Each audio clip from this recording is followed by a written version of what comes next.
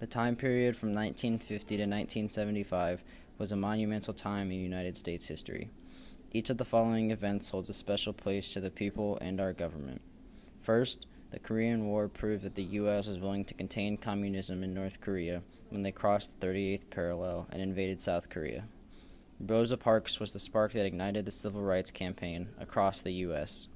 McCarthyism and the Truman Doctrine were fearful to many Americans and that communism could enter their country so easily.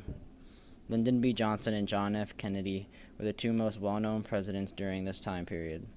LBJ put more troops and forces in Vietnam during the war, which had its pros and cons.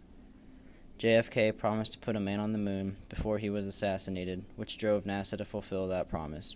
In 1961, the first U.S. man was put in space, and shortly after, in 1969, the first men in the world were able to step on the moon.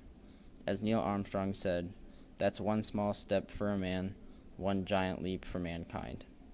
That's one small step for man, one giant leap for mankind. However, the cons that are associated with this time cannot be overlooked with such events such as the Watergate. President Nixon was accused of tapping into phone lines and searching through Democratic documents during the election, which ultimately led to Nixon stepping down from his position.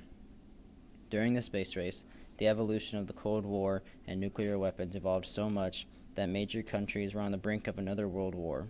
The Cuban Missile Crisis was a 13-day face-off between the U.S., USSR, and Cuba concerning nuclear missiles aimed towards the U.S. just 90 miles south of Florida. Even though the U.S. eventually convinced Fidel Castro and the USSR to take down the missiles, it was still a close scare.